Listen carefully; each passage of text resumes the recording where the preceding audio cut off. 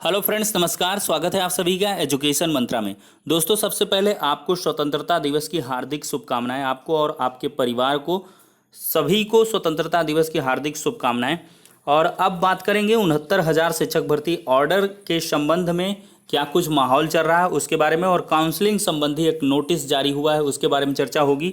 और इसके बाद एमआरसी के चलते 15,000 अभ्यर्थी हुए हैं बाहर, ऐसा दावा करते हुए मुख्यमंत्री योगी आदित्यनाथ जी को पत्र भेजा गया है। और एनसीबीसी ने सचिव बेसिक शिक्षा परिषद प्रयागराज को रिमाइंडर भेजा है। और साथ ही साथ बेसिक शिक्षा मंत्री स्वतंत्र प्रभार उत्तर प्रदेश से मिले हैं एमआरसी पीड़ित अभ्यर्थी, और क्या कुछ दावे किए गए हैं इस पर भी चर्चा होगी।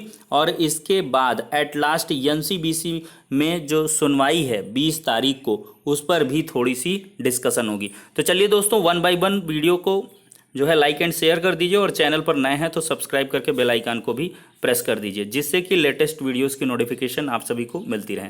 तो दोस्तों, सबसे पहले 69,000 शिक्षक भर्ती के संबंध में काउंसलिंग नोटिस एक जारी हुआ है। देख सकते हैं, कार्यालय जिला बेसिक शिक्षा अधिकारी देवरिया की तरफ से उत्तर प्रदेश बेसिक शिक्षा परिषद के अंतर्गत संचालित परिषदीय प्राथमिक विद्यालय 69,000, तो कुल मिलाकर काउंसलिंग में प्रतिभाग करने वाले अभ्यर्थियों को सूचित किया जाता है।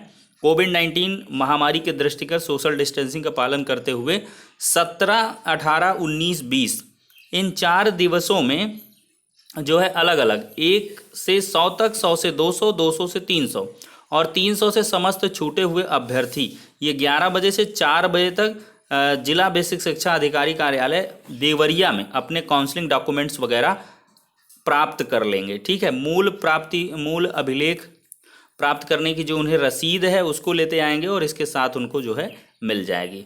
तो देवरिया वाले अपना ध्यान दे लें, 17, 18, 19, 20 अगस्त को आपको काउंसलिंग डॉक्यूमेंट्स मिलेंगे।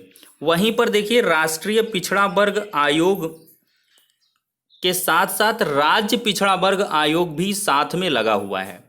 वहाँ पर मैंने थंबनेल में थोड़ा सा एनसीबीसी लिख दिया है, वहाँ पर जो है एनसीबीसी ना होके स्टेट का होगा। तो ये राज्य पिछड़ा वर्ग आयोग हैं। सचिव बेसिक शिक्षा परिषद प्रयागराज को 69,000 शिक्षक भर्ती के संबंध में जो है देख लीजिए रिमाइंडर भेजा गया है, और 22 तारीख तक जवाब भी मांगा गया है। थोड़ा सा ब्लर लेटर है, लेकिन यहाँ पर 22 तारीख तक हर हाल में, यहाँ पर 22/7/2020 तक अग्रिम कार्रवाई हेतु माननीय आयोग को 3 प्रतियों में आपको जो भी मतलब प्रश्नावलियां इनके द्वारा प्रेषित की गई उनके संबंध में इनको जवाब चाहिए। अगर नहीं मिलता है तो जो भी संविधान के अंतर्गत इनको प्रदत्त हुई हैं शक्तियां, उनके माध्यम से ये कार्रवाई करेंगे, ऐसा राज्य पिछड़ा वर्ग आयोग की तरफ से कहा गया है। और देख सकते हैं काफ़ी ब्लर है, वैसे जो है इसको जब हमने थोड़ा सा पीडीएफ बनाई तो ये और थोड़ा सा डाउन हो गया, कोई दिक्कत नहीं। कुल मिलाकर इसका निचोड़ ये है,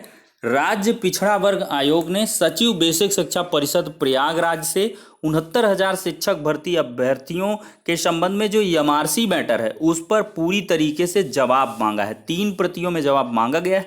अगर जवाब 22 तारीख यानी कि 22 अगस्त तक नहीं मिलता है तो इनके द्वारा फिर कार्रवाई की जाएगी।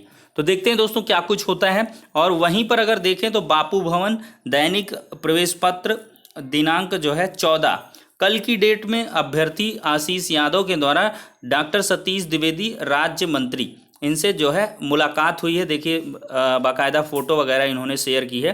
इनके द्वारा ये दावा किया जा रहा, बेसिक शिक्षा मंत्री जी से वार्ता हुई है 15 से 20 मिनट, जिसमें मौजूद थे प्रशांत पांडे, न्यूज़ 18 के जो है संवाददाता हैं, तो वो भी प्रेजेंट रहे। और साथ में ये चीज़ें निकल के आई हैं कि मंत्री जी ने कहा है कि आरक्षण नियमों का पूरी तरीके से पालन हुआ है, किसी भी प्रकार की कोई भी किसी भी स्टेप पर अनदेखी नहीं की गई है।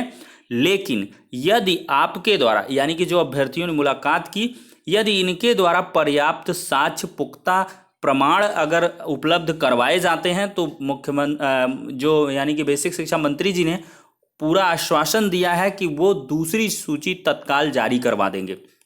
अगर किसी भी प्रकार की अनियमितता को उनके द्वारा स्पष्ट किया जाएगा तो अभ्यर्थी के द्वारा दावे किया जा रहा है कि जल्द ही उनके द्वारा पर्याप्त साक्ष्यों को एकत्रित करके कि कहां से किस प्रकार से एमआरसी को गलत ढंग से लागू किया, इसके संबंध में वो साक्ष्य ले जाएंगे और फुल प्रूफ करेंगे कि 69,000 शिक्षक भर्ती में एमआरसी का पालन नहीं हुआ है, और इस प्रकार से बेसिक शिक्षा मंत्री जी का जो आश्वासन है उसके अनुरूप कार्य किया जाएगा, ऐसी पोस्ट के माध्यम से बताया गया। तो कुल मिलाकर दोस्तों देख सकते हैं बेसिक शिक्षा मंत्री जी से मुलाकात हुई, हालांकि उन्होंने कहा कि पूर्णतः जो है एमआरसी का पालन हुआ है। वहीं पर अब ऑर्डर के संबंध में थोड़ी सी चर्चा कर लेते हैं। देखिए जो डेली कॉज लिस्ट है 18 तारीख की वो आ चुकी है, list of curative and review petitions by circulation the chamber of. देखिए ऑनरेबल जस्टिस उदय उमेश ललित जी और जस्टिस विनीत सरन जी ही बैठ रहे हैं। फिर इसके बाद यहीं पर जो है 3 बजे से दूसरी एक बेंच है कोर्ट नंबर 5 में 18 तारीख को जस्टिस नागेश्वर राव और जो है जस्टिस राविंद्र भट्ट जी की बेंच बनते 3 बजे से। तो कुल मिला के 18 तारीख की जो उम्मीदें हैं वो भी एकदम से धराशायी हो गई हैं। 18 को भी ऑर्डर नहीं आ रहा है। ऐसी फेसबुक पटल पर, व्हाट्सएप पर, टेलीग्राम वगैरह में आपको अगलू बगलू पोस्टें मिलती रहती, जिसमें यह था कि 18 तारीख को शांता नागौदर जी बैठ रहे हैं, लेकिन वो बैठ नहीं रहे हैं। देखिए एक चीज़ स्पष्ट कर दें दोस्तों, शांता नागौदर जी और इसके बाद जब जस्टिस उदय उमेश ललित जी दोनों जजेस बैठेंगे तभी जो है आपका ऑर्डर आ पाएगा। तो जब तक ये जजेस की बेंच कॉन्स्टिट्यूट नहीं होती है, ऐसी सूचना मिल रही है कि जस्टिस शांता नागौदर जी अभी लीव पर चल रहे हैं और उनके इसी हफ्ते मतलब जो नेक्स्ट वीक आ रहा है तो उसमें आने की उम्मीदें हैं। अगर जज साहब आ जाते हैं तो आपका ऑर्डर पूरी तरीके से, पूरी संभावना है कि आ जाएगा। जिस दिन उनकी बेंच बनेगी तो उसमें आपका 69,000 का ऑर्डर आ जाना चाहिए, क्योंकि समयावधि जो है वो भी बीत चुकी है, काफ़ी लंबा समय हो चुका है। अब ऑर्डर को रिलीज़ हो जाना चाहिए। 15 के बाद की प्रोबेबिलिटी काफ़ी ज़्यादा थी, तो 15 अगस्त के बाद का समयावधि भी बीत चुका है लगभग, इधर उधर कुछ छुट्टियां भी थी, तो अब लगता है ऑर्डर आएगा। लेकिन देखिए दोनों जजेस जब बैठेंगे तभी आ पाएगा। दोस्तों कल ही मैंने इस लेटर के बारे में डिस्कशन किया था। कल ही की डेट में राष्ट्रीय पिछड़ा वर्ग आयोग की तरफ से यह जारी हुआ है, जिसमें 20 तारीख को 11 बजे जो है लोकेश कुमार प्रजापति जो है वाइस चेयरमैन, उनके समक्ष जो है हर एक जो है बॉडीली प्रेजेंट होगा जिसको जिसको इसमें इनवाइट किया गया है, और उनके द्वारा 69,000 शिक्षक भर्ती के संबंध में जो भी दस्तावेज हैं उनके साथ उपस्थित होकर हर एक चीज़ को क्लैरिफाइड करना है। तो 20 अगस्त की जो सुनवाई है वो काफ़ी महत्वपूर्ण है। और एट लास्ट डिस्कशन करते हैं, यहाँ पर श्रीमती कमलेश चैनी जी हैं, भाजपा विधायक हैं, चांदपुर जनपद बिजनौर की।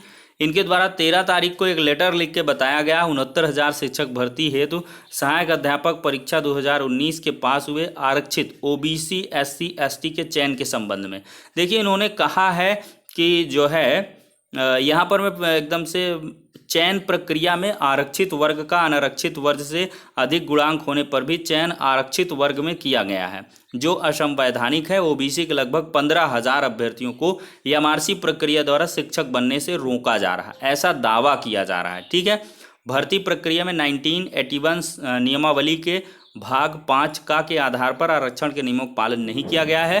अधिकारियों द्वारा आरक्षण के नियमों का पालन न कराए जाने से ओबीसी एससी एसटी के अभ्यर्थियों का भविष्य अंधकार में हो गया। लगातार अभ्यर्थी अधोहस्ताक्षरी से समुचित न्याय की अपेक्षा करते हैं। तो अतः आपसे अनुरोध है, उत्तर प्रदेश शासन द्वारा उपरोक्त संबंधित शासनादेश दिनांक 4/12/2019 में उल्लिखित ओवरलैपिंग एवं अधिनियम की धारा 3(6) में उल्लिखित एमआरसी प्रकरण में बेसिक शिक्षा परिषद प्रयागराज को प्रभावी रूप से निर्देशित करने की कृपा करें, जिससे भविष्य में सरकार के प्रति पिछड़ा एसटी एससी समाज का भरोसा कायम रहे। आरक्षित वर्ग ओबीसी एससी एसटी के अभ्यर्थी आपका सदैव आभारी रहेंगे, आपके सदैव आभारी रहेंगे। भाजपा विधायक है चांदपुर जनपद बिजनौर से, इनके द्वारा जो है लेटर लिखा गया है मुख्यमंत्री उत्तर प्रदेश सरकार लखनऊ को। तो कुल मिलाकर ये दावा किया गया है कि एमआरसी के चलते लगभग 15,000 अभ्यर्थियों को नुकसान हुआ। लेकिन देखिए ये सिर्फ दावे हैं, दावों में हकीकत कितनी है ये तो काउंटर एफिडेविट के बाद पता चलेगा। और 20 तारीख की जो सुनवाई है उसमें पूर्णतः हमें भी मतलब एक आशा है, उम्मीद है कि राज्य पिछड़ा वर्ग आयोग को 22 को अपना जवाब मिल जाएगा और राष्ट्रीय पिछड़ा वर्ग आयोग को 20 को, तो जिससे कि जो एमआरसी का जिंद है वो कुल मिला के ख़त्म हो सके, क्योंकि ये कहीं ना कहीं एक अड़ंगा लगेगा। अब देखिए नेक्स्ट वीक में ही देख रहे हैं, अगर लखनऊ बेंच में सुनवाई भी हो सकती है, क्योंकि जो है लिस्टिंग होनी थी लेकिन उधर कोर्ट का जो है लीव हो गया था, जिस वजह से जो है 16 तारीख तक कोर्ट बंद हैं। तो अब देखते हैं नेक्स्ट वीक में अगर मैटर हाई कोर्ट में भी लिस्टित होता है तो अवश्य आपको सुनवाई देखने के लिए मिलेगी। फिलहाल ऑर्डर के संबंध में अभी थोड़ा सा आप लोगों को इंतजार करना पड़ेगा। तो ठीक है दोस्तों, फिलहाल के लिए कुछ अपडेट्स थी, नेक्स्ट वीडियो मिलते हैं, तब तक के लिए शुक्रिया, धन्यवाद।